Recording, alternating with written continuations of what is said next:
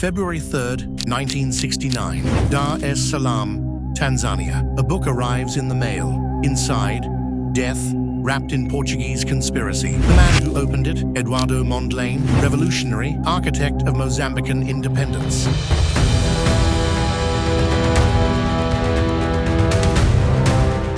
(1969). The Portuguese Empire is crumbling. 3 African colonies are in full revolt, but there's one man they fear above all others. His name appears in classified files, from Lisbon to Langley. The Portuguese secret police, PIDE, have a file on him 3 inches thick. The CIA is watching. The KGB is courting him. Eduardo Mondlane isn't just another rebel with a gun. He's something far more threatening, and someone wanted him dead. To understand why Eduardo Mondlane had to die, you have to understand what he threatened to destroy. For over 400 years, Portugal had perfected the art of exploitation. But by the 20th century, they'd created something even more sinister. 1926. Portugal codifies the Estatuto do Indigenato. On paper, it's about civilizing Africans. In reality, it's apartheid with a Portuguese accent. 98% of Mozambicans are classified as indigenous, legal minors in their own country. They can't vote, can't travel without passes, can't own land. But the real genius of the system: legal slavery disguised as moral obligation. Chibalo, forced labor contracts. Every Mozambican man owes 6 months of unpaid work to the Portuguese state. Can't read Portuguese? Doesn't matter. Your thumbprint binds you to years in South African gold mines. By 1960, 500,000 Mozambican men are digging gold for wages they'll never see in a country that isn't theirs, for an economy that doesn't benefit them. The women left behind, forced to grow cotton for Portuguese textile mills at below market prices. But Portugal offers an escape hatch. Assimilação. Become civilized. Abandon your culture, speak Portuguese, convert to Christianity, and maybe you'll be granted the rights of a human being. By 1950, exactly 4,349 Mozambicans out of 6 million have achieved assimilado status. Those are lottery odds for basic human rights. 1960, the year of Africa. 17 nations gain independence, but every liberation creates a new battleground in the Cold War. Moscow backs African liberation movements with weapons and training. Washington panics. For the CIA, every African nationalist is a potential communist. For the KGB, every liberation movement is a potential ally. Portugal finds itself fighting 3 simultaneous wars in Mozambique, Angola, and Guinea-Bissau. Lisbon, 1961. Antonio Salazar has ruled Portugal for 33 years. His Estado Novo, new state, is built on 3 pillars: Catholic conservatism, corporate fascism, and colonial wealth. The colonies aren't just prestige projects, they're Portugal's lifeline. Salazar knows it, the opposition knows it. That's why Portugal's secret police, PIDE, has unlimited resources and 0 accountability.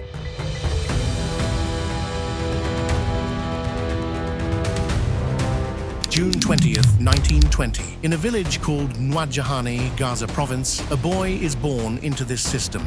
Eduardo Chivambo Mondlane grows up in a world where his grandmother remembers the last Songa kings, but Portuguese law treats her like a child. Of Mondlane's 16 siblings, he's the only one to receive formal education beyond primary school. The Swiss Protestant missionaries who educate him see potential, but potential in colonial Mozambique is dangerous. Even in the 1930s, the Portuguese are tracking African students who show excessive intelligence, because some threats you can't assimilate, you can only eliminate. 1948, the apartheid regime tightens its grip in South Africa. Mondlane, now at university, watches as his black classmates are systematically expelled. 1950, Oberlin, Ohio.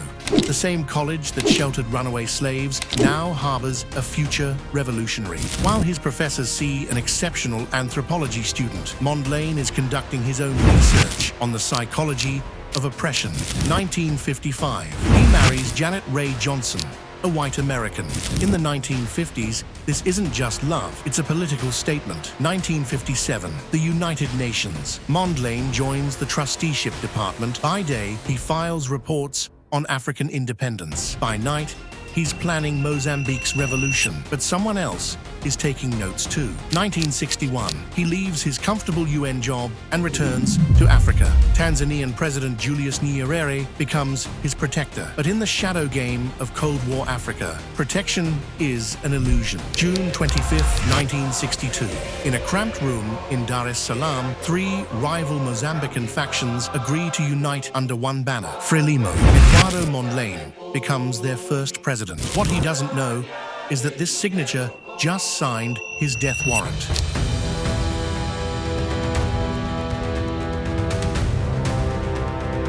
Lisbon, March 1962. 3 months after FRELIMO's founding, the Portuguese Council of Ministers holds an emergency session. The subject, Eduardo Mondlane. The verdict, existential threat. Mozambique generates 40% of Portugal's foreign currency through cotton exports, cashew production, and labor contracts with South Africa. PIDE opens file number 4721, Eduardo Mondlane. It's a death warrant waiting for a signature. Washington, 1962. The CIA's Africa desk faces an unusual problem. Normally, African liberation movements are easy to categorize, Soviet-backed or Western-friendly. Eduardo Mondlane defies classification. He's worked for the United Nations. He holds degrees from American universities. He's married to an American woman, but he's also demanding complete independence from both superpowers. State Department cables reveal the American strategy: monitor but do not engage directly. Allow Portuguese allies to handle containment. Translation: Portugal gets a green light for any action against Mondlane. In exchange,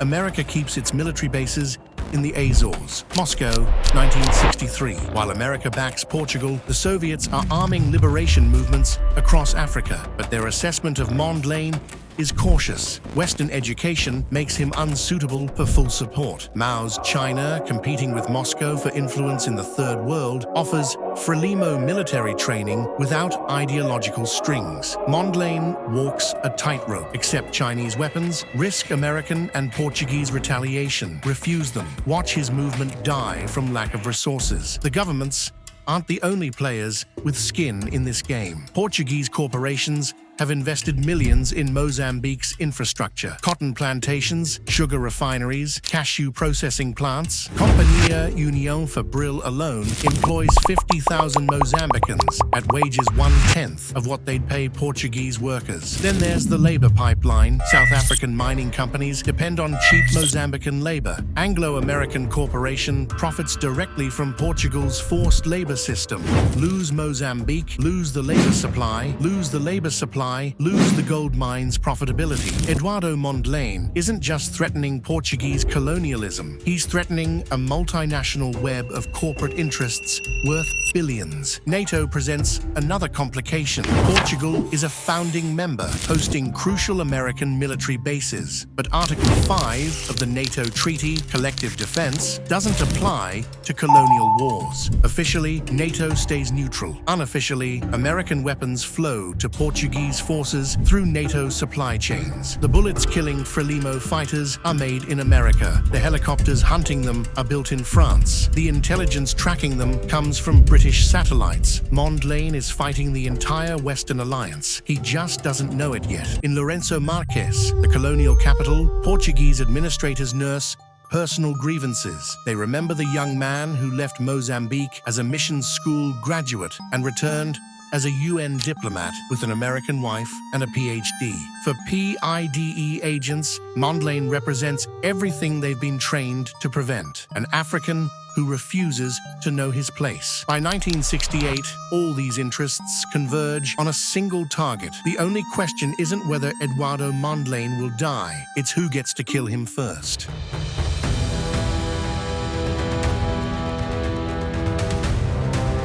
1966. FRELIMO's guerrilla war is gaining ground. Portuguese casualties are mounting. In Lisbon, panic turns to desperation. PIDE Director General Fernando Silva Pais authorizes Operation Virus. Instead of creating martyrs through direct assassination, destroy the revolutionaries' credibility first. 1967. Yuria Simango, FRELIMO's vice president, begins publicly questioning Mondlane's leadership. The accusations sound authentic. Too Western, too elitist, too close to American interests. What Simango doesn't know is that someone is feeding him information. PIDE documents, declassified in 1999, reveal Agent Serpente successfully infiltrated FRELIMO's inner circle. But Serpente isn't working alone. 3 other operatives, codenamed Cobra, Vibera, and Mamba, have penetrated different levels of FRELIMO's organization. By 1968, Eduardo Mondlane is surrounded by enemies disguised as allies. Throughout 1968,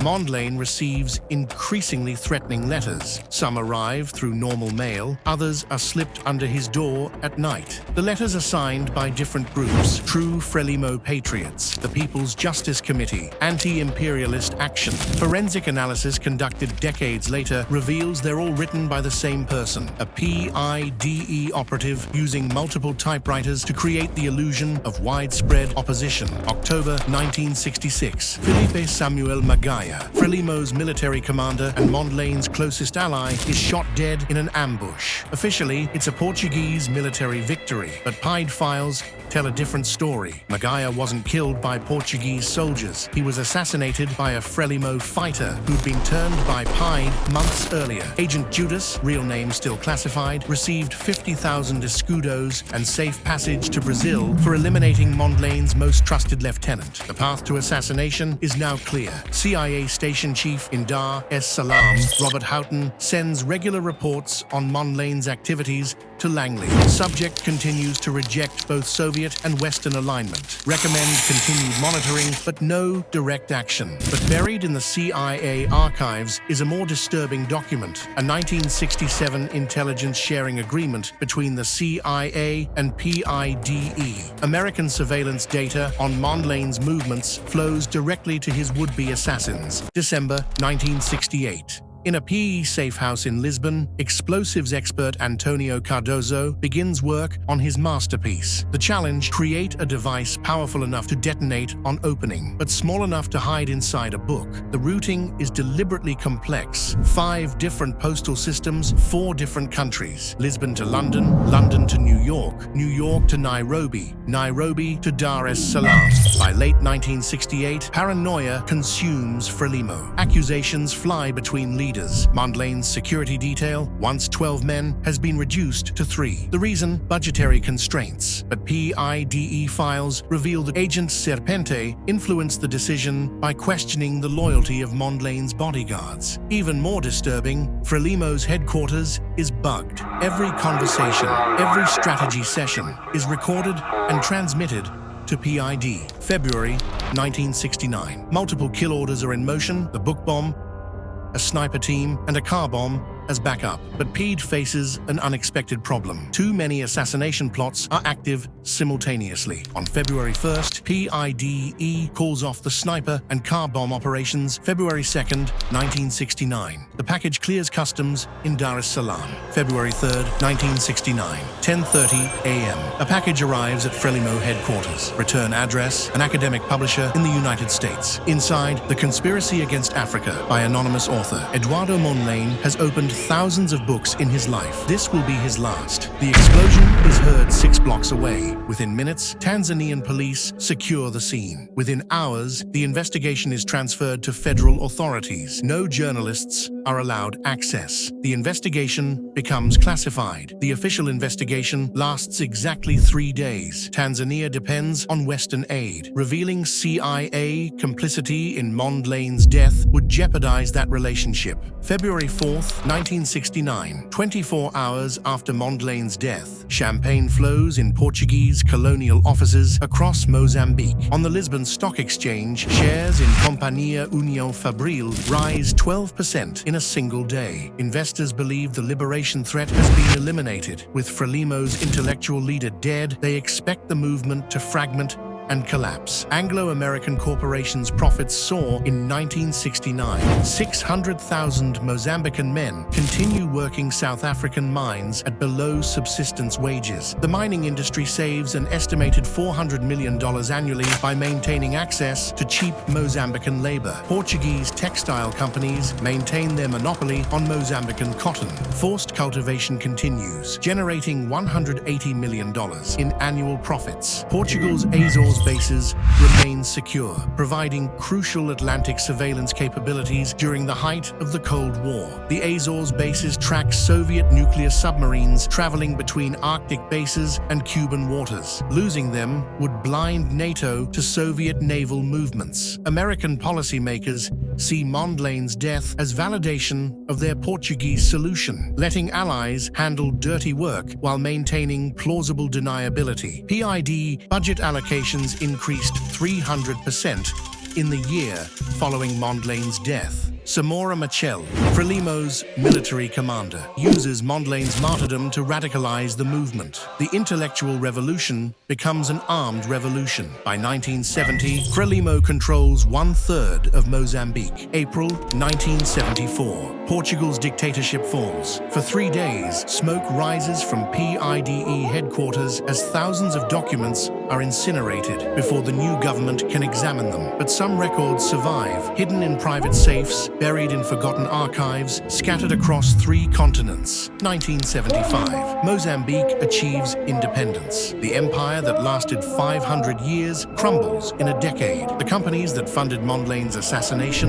lose everything. Companhia União Fabril's assets are nationalized overnight. Total corporate losses exceeds over $15 billion today. 55 years later, Mondlane's influence spreads beyond Mozambique's borders. The Portuguese killed the man, but they immortalized the idea. And ideas, as they discovered too late, are bulletproof.